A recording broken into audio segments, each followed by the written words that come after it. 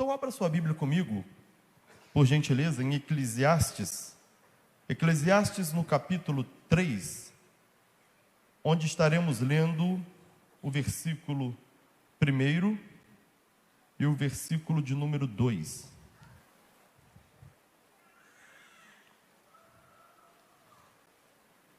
Diz assim,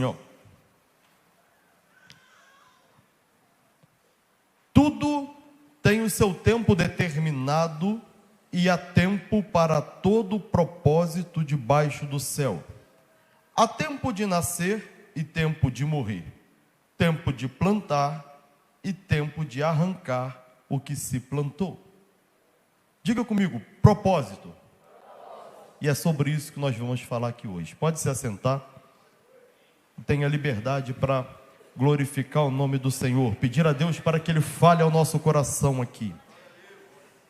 Queridos, o capítulo 3 de Eclesiastes nos traz revelações profundas do início ao fim, mas eu quero me ater aqui ao versículo 1 e o 2.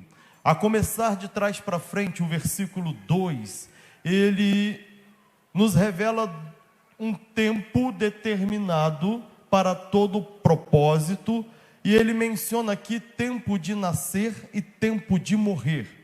O tempo de nascer e morrer, são dois extremos dentro de uma linha chamada vida. Nascer é o princípio da linha da vida, morrer é o término da linha da vida, no que diz respeito a estarmos debaixo dos céus, ou seja, a linha da vida que nós vivemos aqui na terra. Ela tem o seu início e o seu fim. Tem muita gente que aparece nos nossos consultórios com problemas de depressão, e nós vamos verificar que muitas das vezes eles estão vivendo no passado. Pessoas que estão fixadas no tempo do nascer, o tempo do início da vida. O tempo do início da vida, para todos nós aqui, ele já ficou para trás. Se você nasceu no dia seguinte, já ficou para trás o tempo de nascer, não é isso? Você já tem um dia de vida, começou a sua vida. Então todos nós aqui deixamos no nosso passado e na nossa origem o nascimento. E algumas pessoas desenvolvem uma fixação por esse tempo primitivo e começam a viver no presente do passado.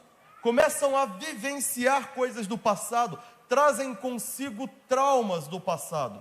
Aquelas pessoas que tiveram dificuldades financeiras, famílias com dificuldades financeiras ao nascer, trazem consigo marcas dessa dificuldade. Leituras que a criança faz de uma realidade difícil e hostil, que causa às vezes alguns traumas, algumas marcas na sua mente, e elas carregam isso para o resto da vida. Outras que nasceram em berço de ouro e que por sua vez também carregarão marcas dessa dificuldade em lidar com dificuldades para o resto da vida. Outras ainda que foram altamente desejadas, enquanto algumas altamente indesejadas, quando se tratou de repente de uma gravidez que não se desejava ou não se queria, de forma que pessoas carregam consigo fixações da sua infância e repetem padrões mentais durante toda a sua vida, e estão hoje, no presente, vivendo como se fosse no passado, e eles vão à procura de uma libertação dessas amarras do passado, que não são coisas que elas pensam, são coisas que elas simplesmente funcionam dessa maneira. Então isso aí não é sobre como você pensa, é sobre como você funciona, e tem gente que funciona fixado no passado, e nós que estamos aqui temos o privilégio de, como igreja do Senhor, não viver no tempo do passado, nós vivemos no tempo do presente de maneira diferente, nós não ficamos presos lá atrás. Por mais difícil difícil que tenha sido o seu início de história, por mais dificuldades ou traumas que você tenha vivido na sua infância, quando a gente se converte, encontra-se com Jesus e nos tornamos igreja, há uma grande transformação em nós que pode ser resumida da seguinte forma: quem está em Cristo, nova criatura é, as coisas velhas se passaram, e eis que tudo se fez novo. Solução para quem vive no passado é se encontrar com Jesus, se transformar em filho de Deus e começar a viver uma nova vida daqui para frente, a vida de filho de Deus. E nós temos esse privilégio. Eu encontro pessoas no consultório que sofrem de ansiedade. Por quê? Estão vivendo no tempo do final, no tempo futuro. Pessoas que vivem fixadas no final da linha do tempo, aonde está a morte, e acabam morrendo antes da hora, porque elas ficam ali fixadas, presas, com a ideia do futuro que vai vir, o medo do que vai acontecer, insegurança do que vai ser, preocupadas demais com o futuro. Solução para ela: estar em Cristo, porque quem está em Cristo, além de ressignificar todo o seu passado, tem uma certeza do futuro que é diferente. Ele não fica preocupado porque ele escuta Jesus falando com ele assim: não estejais ansiosos pelo que haveis de comer, pelo que haveis de vestir, pelo que haveis de beber, pelo que haveis de cuidar, porque eu tenho aqui algo para lhes dizer. O teu Pai que está no céu sabe que você precisa, antes mesmo de você abrir a sua boca, e Ele já está providenciando. Quer ver uma coisa? Olhai para as aves do céu, não semeiam, nem cegam, nem ajuntam em celeiro, e o nosso Pai que está no céu a todas alimentam. Olhai para os lírios do campo, não trabalham, não fiam, e nem mesmo Salomão, em toda a sua glória, se vestiu como qualquer deles. Aí Jesus aponta para a igreja e diz assim: não vos vestirá muito mais a vós? Você está garantido, não precisa ter medo do futuro. Diga assim: o meu futuro está na mão de Deus. E é isso aí que todo o inferno tem que saber: o seu futuro está na mão de Deus. Não precisa ficar preocupado com nada, irmão, porque se o mar se fechar na sua frente, ou vai abrir um caminho no meio dele para você passar, ou você vai andar sobre as águas. Mas quem te sustenta e quem te garante é o Senhor. Pode ter crise no Brasil, pode ter crise no mundo, na hora que Ele determina, Ele é o único que faz o peixe correr para dentro da rede. Seu futuro está na mão de Deus. Então, existe tempo para todas as coisas, e tem tempo que é coisa do passado, não é para você ficar preso. Tem tempo que é do futuro, não é para você se preocupar. Então o que te resta? Se você não deve viver no passado e não deve viver no futuro, você tem que viver aonde? No presente. E o presente agora me faz remeter ao versículo 1. Tudo tem um tempo determinado e há um tempo para todo propósito. O grande problema de se viver no presente é quando nós vivemos sem propósito. Quando você não tem um propósito de vida, o seu presente te leva à angústia. Eu conheço uma pessoa que já rodou vários lugares, ela viaja muito. Mas ela não viaja para descansar, para se distrair, para conhecer lugar novo, não. Ela está sempre procurando um propósito. Para ela, viajar já é um sintoma. Está sempre atrás de alguma coisa que lhe dê sentido na vida. Quem vive lá fora, às vezes, irmãos, vive dessa maneira. Quem não conheceu a Jesus, não tem o sentido da vida. E toda vida que não tem propósito, ela é vazia em si mesma. Não importa quanto dinheiro você tenha no bolso, quanto de herança você tenha recebido, não importa o que você tenha em termos de bens, se sua vida não tiver propósito, nada disso faz sentido. Todo mundo precisa de um propósito de vida.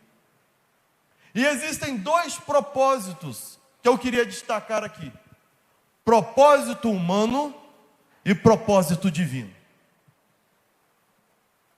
O que é propósito? Propósito é objetivo. Propósito é projeto. Propósito é uma visão de onde chegar. E ele é importante por quê? Porque ele dá sentido à vida. Propósito humano é bom. O que é um propósito humano? Estudar, constituir uma profissão, abrir um negócio, casar, ter família, ter um lar, ter uma casa, ir melhorando.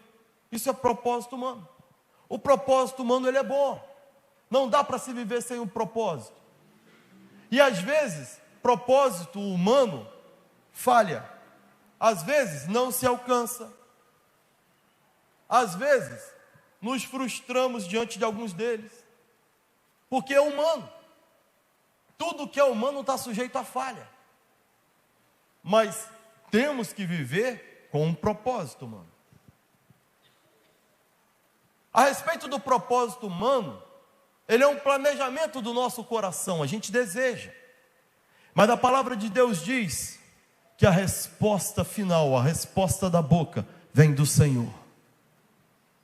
Então é melhor você, muitas das vezes, deixar de confiar no propósito humano, que embora seja bom, pode falhar, e começar a confiar num propósito de Deus. Porque o propósito de Deus é infalível.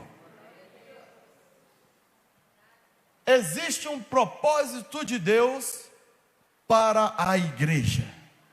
Quem aqui é a igreja do Senhor? Levanta a mão e dá um glória a Deus aí. Então diga para a pessoa que está do seu lado: tem um propósito de Deus para você.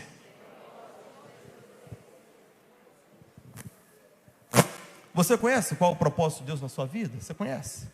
Tem um propósito de Deus. Algumas coisas a respeito do propósito de Deus: é sempre sobre Ele e nunca sobre nós. Porque dele, por Ele e para Ele são todas as coisas. A Ele seja a glória. Então, se o que você está buscando é para a sua glória própria, ou é para o seu benefício próprio, e não abençoa isso, não abençoa mais ninguém, é um bom propósito seu, mas não é propósito de Deus. O propósito de Deus, Ele te dá, Ele te inclui, mas nunca é para ficar preso a você. O propósito de Deus alcança quem está à sua volta. É tudo sobre Ele, diga, tudo sobre Ele. Propósitos humanos fala sobre o homem. Propósito de Deus fala sobre a vontade de Deus. E uma coisa interessante sobre o propósito de Deus, que é Ele quem escolhe. Não é você que escolhe. Não fostes vós que escolheste a mim, mas eu vos escolhi a vós. Com que finalidade? Para que vades e deis fruto, e o vosso fruto não acaba, o vosso fruto permaneça. Ele quem te escolheu. E quando eu falo sobre a escolha divina, eu fico um pouco intrigado quando eu começo a analisar a respeito dela. Quando eu olho Deus escolhendo, eu vejo que na hora de construir uma arca, Deus não escolheu o pau-brasil, mas Deus escolheu a madeira de acácia. Madeira de acácia, ela é toda torta, cheio de casca, cheio de nó. Talvez, se as madeiras pudessem discutir entre si sobre o projeto da arca, a arca da aliança, aquilo que representaria Deus na terra, com certeza as madeiras de lei seriam as primeiras candidatas. E de repente o carpinteiro entra no meio do seu estoque e vai lá na madeira da acácia. Pega aquela madeira torta, cheia de nó, aquela madeira com casca difícil, que sai do meio do deserto e começa a trabalhar, a moldar. E talvez as madeiras de lei perguntassem: mas Deus, Não, por que o Senhor não escolheu para uma obra tão importante? Por que o Senhor não escolheu uma madeira melhor? Sabe por quê, irmãos? Porque Deus escolhe quem Ele quer, do jeito que Ele quer, da maneira que Ele quer. É Ele que tira a casca, é Ele que tira o nó, é Ele que aplana. Quem olha para a casca não dá nada para ela, mas quando ela cai na mão de Deus, Deus coloca ouro por dentro, ouro por fora, reveste da glória e faz resplandecer a sua presença através dela. Se você não concorda com isso, vai discutir com quem escolheu a cássia. Pastor, isso não tem lógica, tem madeira melhor. Vai discutir com quem escolheu a pior. Porque não tem nada que caia na mão de Deus, que sendo pior, não se torne melhor. Aleluia. Tem chance para nós, irmãos. Sabe? Você precisa viver com um propósito, mas saiba que quem te escolheu foi Deus, e se tiver que te aplainar, Ele vai fazer isso. Quando eu olho para a escolha de Deus, eu vejo pessoas que Deus começa um propósito na vida dela, e você vê desde novinho, não é isso, pastor Ismael? Tem gente que desde novinho a gente vê, nasce no berço evangélico, já vai desenvolvendo dons ministeriais, desde novo você fala, vai ser bênção. E existe isso mesmo. A Bíblia fala que tem pessoas que foram escolhidas desde o ventre. E sabia que às vezes pessoas escolhidas desde o ventre não é garantia de nada? Ela tem o poder de botar tudo a perder. Exemplo, Faraó dá uma determinação e faz um decreto: todas as crianças de 2 anos para baixo devem morrer. Deus vai lá no ventre e escolhe Moisés e diz: é esse aqui que eu vou usar para tirar o povo do Egito. Então ele preserva Moisés, guarda Moisés, e Moisés vai morar onde? No palácio do faraó, filho da filha de faraó. Quando você vê Moisés sendo colocado num cesto, e o cesto indo parar nas mãos da filha de faraó, o que você diz? Olha o propósito de Deus aí. Quando você vê a filha de faraó pegando aquela criança e desenvolvendo um amor por ela, mesmo ela sendo uma criança que não era do seu povo, uma criança nascida dos escravos, e ela gera um amor por ela, você olha assim, só pode ser coisa de Deus. Olha o propósito de Deus aí. Quando você vê o menino Moisés correndo dentro do palácio, estudando com os maiores professores do Egito, comendo da melhor comida do mundo, sendo ali da família daqueles que governavam o planeta, você diz, olha o propósito de Deus aí. Até que um belo dia Moisés é assaltado de uma ira, para defender um hebreu, ele mata um dos conterrâneos egípcios dele. Alguém que ele deveria defender. E por causa disso ele oculta esse fato. Mas logo à frente alguém vem e ameaça. Uma nova briga, quando ele vai legislar entre duas pessoas, 2 hebreus, e fala assim, vai me matar também, igual você fez com o egípcio? Moisés pensou que o segredo dele estava guardado. Mas não, estava na boca do povo, irmão. Estava todo mundo falando. E por causa de um ato, Moisés então foge do Egito e vai para onde? Deserto. Se a gente assistisse esse episódio, falava, olha o projeto de Deus indo embora.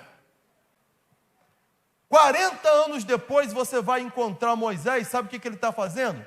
Pastoreando ovelhas que nem era dele, era do seu sogro. Lá no deserto, no meio do nada, um cara que foi criado no palácio, a esperança do projeto divino, agora estava lá no meio do deserto, obra que começou certo, e de repente pôs tudo a perder. Até que um dia Moisés lá, pensando talvez no seu passado, talvez já desesperançado, ele olha para o lado e vê uma sarça pegando fogo. E ele acha aquilo interessante. Quando ele chega perto da sarça, sai uma voz de dentro dela que diz, Moisés, Tira a sandália dos seus pés, porque o lugar que você está pisando é santo. Deus saiu de onde estava, irmão, foi lá no meio do deserto, chamou Moisés de volta, só para dizer assim: Moisés, você pode até ter pisado na bola, mas aquilo que eu planejei vai se cumprir. Eu sou especialista em resgatar projeto perdido. Então, querido, eu não sei o que Deus te prometeu no início da sua caminhada, eu não sei o que Ele falou sobre você, mas o que Ele está te dizendo aqui é: se Ele te achou aonde você está, Ele restaura e faz cumprir tudo o que Ele disse a teu respeito. Tem um propósito de Deus para você, e nada pode impedir que esse propósito se apresente pronto para Deus. Um ponto que eu acho interessante, que Deus que é um resgatador de projetos. Deus é um restaurador de projetos. Propósito de Deus vai acontecer com o homem, sem o homem ou apesar do homem. Vai acontecer porque Ele é Deus. Quando eu olho as escolhas de Deus, sabe o que eu vejo? Deus escolhe gente simples. Deus escolhe gente simples. Deus escolhe aqueles que não são para confundir os que são. Se você é uma pessoa simples, você é mais uma pessoa do meio da população, você não está na mídia, se você não é conhecido, não é famoso, você tem tudo para Deus escolher você. Um dia uma mulher estava dentro da casa dela, fazendo seus afazeres. E ela só estava lá varrendo a casa. Bendito seja o Senhor, a sua misericórdia dura para sempre. Bendito é o nome do Senhor, a sua misericórdia dura para sempre. Lavando a louça e adorando a Deus, varrendo e adorando a Deus, até que de repente, quando ela se vira, aparece um anjo dentro da casa dela e olha para ela, estende a mão e diz: não precisa ter medo, salve agraciada, o Senhor é contigo. Deus pode entrar na tua casa amanhã para revelar que tem um propósito para a tua vida.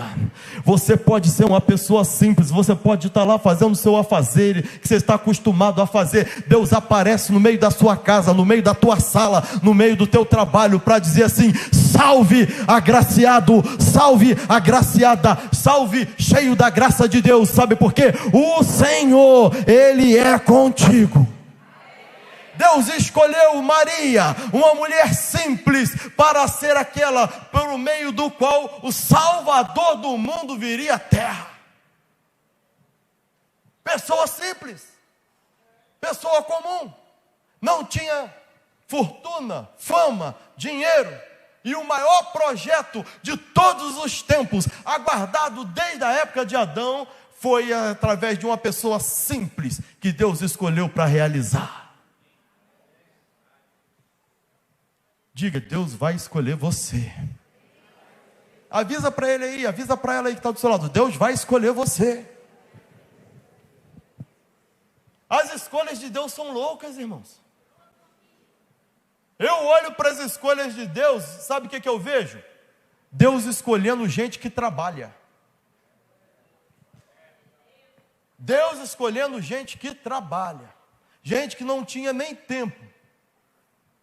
Quando Deus resolve levantar um sucessor para o profeta Elias, na escola de profeta estava assim de gente querendo lugar. Cheio de teólogo esperando: agora é minha vez, sou a bola da vez. Agora sou eu. Eu vou até fazer aqui um discurso, uma eloquência mais bonita para poder Deus me escolher. Mas Deus chega para Elias e fala: Elias, unja Eliseu, profeta em teu lugar. Aonde está Eliseu? Na escola de profeta? Não. Onde estava ele? No campo, lavrando, atrás da 12ª junta de boi. Ou seja, para chegar até Eliseu, você tinha que sair da cidade e ir para o campo, no campo, no meio do pasto, você ia ter que começar a andar, onde estavam lavrando a terra, passar pela primeira junta de bois, passar pela segunda junta, passar pela terceira junta. Quando você estivesse já cansado de ver boi, você continuava andando, porque tinha a 10ª junta, a 11ª junta, e atrás da 12ª junta de boi que você ia achar Eliseu. E sabe o que eu vejo aqui, irmãos? Deus foi lá. Deus passou por esse caminho todinho. Deus passou pela escola de profetas. Deus passou por todo Israel, mas foi lá no meio do campo, atrás da 12ª junta de boi, para dizer assim: Eliseu, pode largar tudo e vem, porque chegou a sua hora. A hora de quê? De você cumprir o meu propósito na sua vida. Eu não sei, amanhã você vai trabalhar, não é? Você vai acordar, você vai trabalhar. Eu vou trabalhar, você vai trabalhar, nós vamos trabalhar. Mas Deus está te vendo lá no seu trabalho. Deus está vendo você trabalhando. Você não está nem pensando. Eliseu não estava nem pensando em nada disso. Ele estava lá fazendo o trabalho dele. Mas sabe uma coisa interessante, irmãos? Mesmo quando você não está vendo Deus, Deus está te vendo. E Ele está te vendo e dizendo: vai chegar a hora. Na hora que Elias subir, porque as sucessões de Deus é assim. Deus não derruba ninguém para o outro entrar no lugar, não. Quem pensa que Deus vai derrubar alguém para colocar o outro no lugar, está enganado. Deus não derruba ninguém. Quem você vai suceder, quem você vai substituir, você vai ter que ver ele subindo.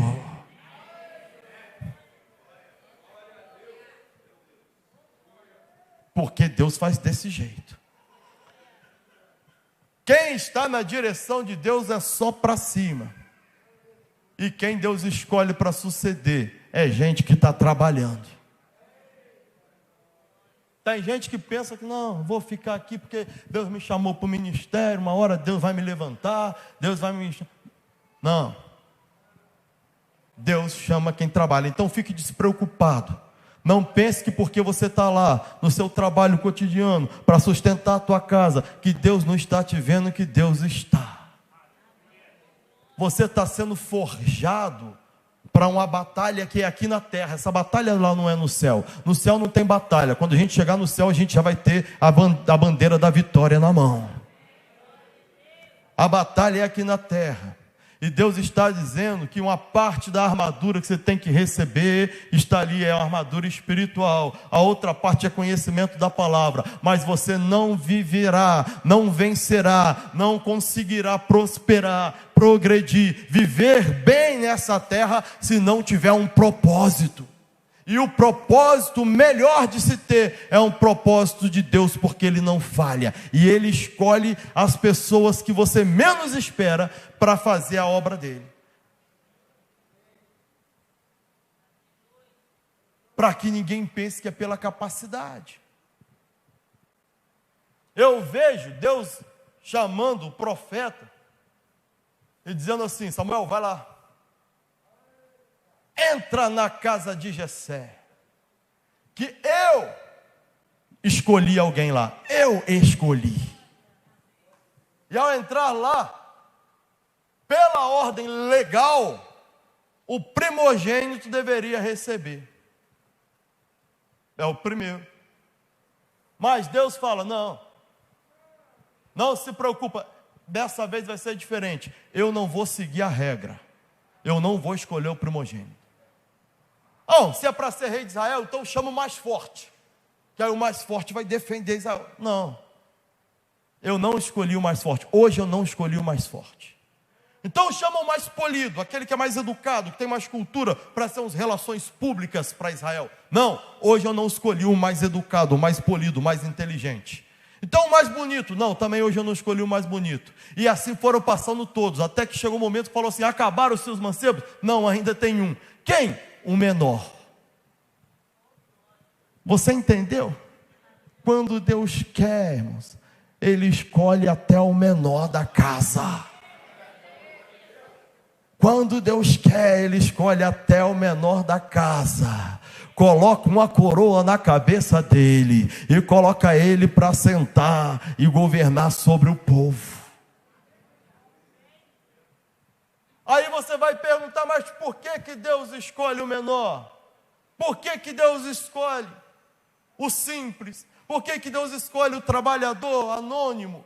Por que Deus escolhe? Vai perguntar para Deus. E Ele vai te responder: porque eu sou aquele que usa os que não são para confundir os que são. Se Deus chamou Maria, se Deus chamou a todos esses que eram homens simples, Deus está chamando você para ser igreja de Deus também.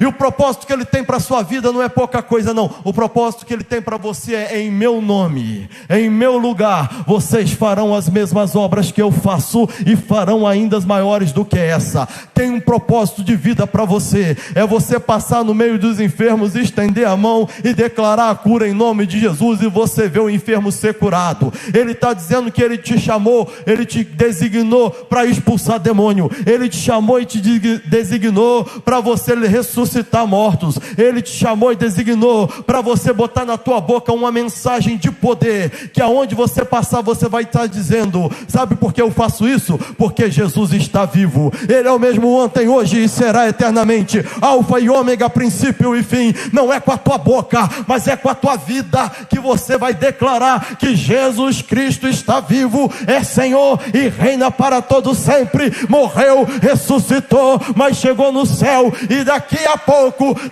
pouquinho Ele vai voltar.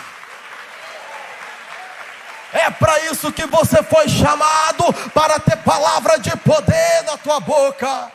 Você foi chamado, não é para fugir do diabo, mas é para enfrentar o inferno e dizer: 1000 cairão ao meu lado, 10.000 à minha direita, mas eu não serei atingido. É saber que nenhum mal te sucederá, nem praga alguma chegará à tua tenda. Você foi chamado para entrar em lugares aonde ninguém entra, segurar na mão daqueles que estão caídos, colocar de pé e apregoar liberdade aos cativos. Deus te chamou é para desembaraçar as obras do inferno. Querido, Jesus disse que a sua designação é ser sal da terra. O teu propósito é ser luz do mundo. Ou seja, aonde você entrar, as trevas elas não se escondem. Aonde você entrar, as trevas elas não fogem. Aonde você chega, as trevas se dissipam. É para isso que Deus te chamou. É para isso que Deus designou. É para isso que você está sendo forjado. Não fica preocupado com as bênçãos. Preocupa-se com o propósito de Deus. O resto é consequência. Ele diz assim: buscai primeiro o reino de Deus e a sua justiça, e todas as outras coisas vos serão acrescentadas. Tem gente preocupada em construir casarões aqui na terra. Propósito humano. Sabe quanto tempo leva um propósito humano? Quanto tempo ele dura? 80, 90 anos no máximo. Depois disso, quando chega na sepultura, nada você leva. Todo o seu propósito de construção termina na sepultura. Mas o propósito de Deus não vai apelar para a vida eterna. Propósito de Deus, você não constrói casarão aqui na terra, mas você tem uma mansão celestial. Você não mora no maior bairro da terra, mas você tem um bairro que a rua é de ouro, e você vai pisar nas ruas de ouro e vai dando glória a Deus. Você vai ver mar de cristal. Você vai morar no local mais excelente que você poderia estar, debaixo da glória de Deus. O seu propósito com Deus é muito maior do que o propósito da terra, porque o seu propósito com Deus, Paulo fala a respeito dele, que é aquilo que o seu olho não viu, que o seu ouvido não ouviu, e nem desceu no coração de ninguém. É o que Deus preparou para aqueles que Ele ama, para aqueles que nele esperam. Diz que aquilo que você pediu ou pensou, o que Ele está preparando, o que Ele te chamou para ser, está acima disso. É muito além daquilo que pedimos ou pensamos. E é feito como? Pelo poder dele que em nós opera. Deus te chamou para um propósito de poder. Deus te chamou para um propósito que é eterno, em que ferrugem não corrói, traça não consome. Deus te chamou, não foi para ser simplesmente alguém importante nessa terra. é mais do que isso, Ele te chamou para ser embaixador do céu. Somos embaixadores de Cristo. Aleluia. O propósito de Deus é maior do que qualquer propósito humano. E quem entende o propósito não tem condição de viver sem sentido. Eu estava estudando a respeito disso, e um grande pesquisador, psiquiatra, psicanalista, dito ateu, filho de pastor, ele disse que em as suas pesquisas ele viajou para vários lugares. E nessas viagens, para entender o homem primitivo, ele vai para as tribos. E numa dessas tribos, ele encontrou no México uma tribo pequenininha. E fazendo uma análise daquele povo, ele descobriu que aquele povo não tinha problemas de depressão, ansiedade. Ninguém ali tomava remédio para dormir. Era um povo que não tinha problemas psicológicos. Ele falou: como que pode? O mal do século não chegou nesse povo. O que eles têm de diferente? E ele começou a discutir com o chefe da tribo sobre o modo de vida deles. E sabe o que eles descobriram? Um dia o chefe da tribo falou: nós temos uma missão importante na terra. Os americanos não podem nos destruir, porque nós servimos ao Deus Sol. E é por causa do nosso ritual, das nossas preces, do nosso trabalho, que o sol nasce todo dia. É a gente que faz o sol nascer todo dia. Então, se nós formos destruídos, amanhã o sol não nascerá. E automaticamente toda a vida da terra acaba. Obviamente que ateu, como é, o pesquisador, ele não acreditou nisso. Mas ele achou interessante o fato dessas pessoas acreditarem que tinham um propósito que excedia qualquer bem material, fazia com que eles tivessem um sentido na vida. E por ter um sentido na vida, eles não adoeciam. E ele descobre então, e bota isso nos seus estudos, que o maior problema, os maiores transtornos psicológicos hoje estão ligados à falta de um propósito de vida. E aí você me pergunta: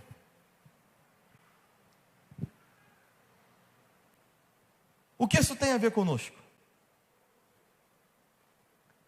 Você acredita que Deus, se Ele quisesse agora, num estalar de dedos, Ele acabava com a guerra espiritual? Destruía Satanás? Destruía o inferno? Sim ou não? É bíblico, Ele vai fazer isso. No tempo dele, Ele vai fazer isso. Poder para isso Ele tem. Mas por que Ele não faz agora?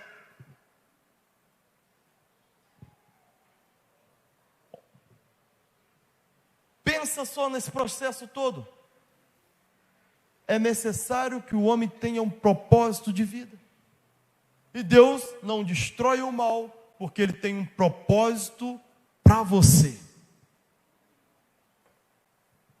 Deus poderia destruir Satanás, mas Ele não faz isso porque Ele tem um propósito para a igreja dele. E o propósito que Ele tem para a igreja dele está escrito: em breve o Senhor esmagará Satanás. Aonde? Debaixo da planta dos nossos pés. Ele tem um propósito de vitória para você. Diz para quem está do seu lado: igreja, Deus tem um propósito de vitória para você. Se Deus veste a erva do campo, se Deus alimenta os lírios do vale, muito mais a vós. Então, se Deus tem propósito, Se o propósito do índio, de acreditar que eles levantavam o sol, davam para eles qualidade de vida, imagina o propósito de Deus, que não é fantasia, é verdadeiro. Imagina o propósito de Deus, que é realidade. Imagina o propósito de Deus, que é grande, e Ele conta com você, não porque Ele precisa, mas porque Ele nos amou primeiro. O que você está passando hoje, as guerras para as quais você está sendo forjado, é simplesmente para que o propósito de Deus se cumpra na sua vida. E eu vou encerrar aqui com isso. Uma vez, surgiu uma pessoa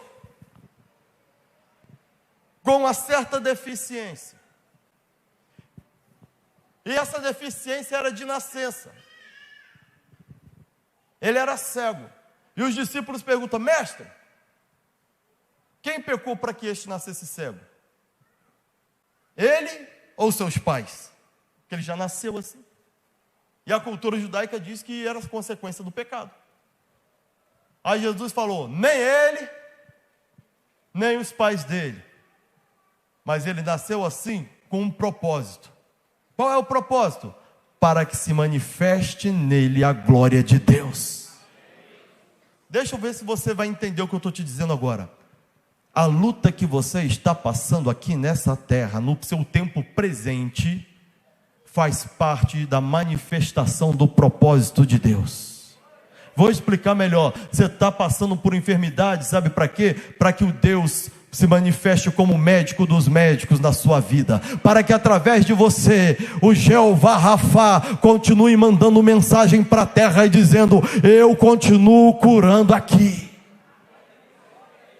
Você está passando por luta, está passando por batalha espiritual, está passando por um monte de conflito, de guerra. Não se preocupa, não é para a sua morte, é para a glória de Deus. Deus está esperando só você entender, porque na hora que você entender e tomar posição de filho de Deus e abraçar o propósito, quem é nascido de Deus, o diabo não lhe toca.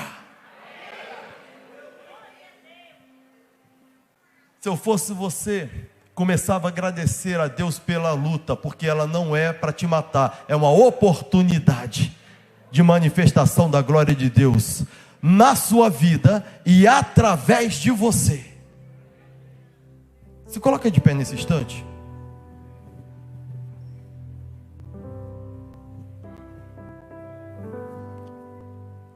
Forjados,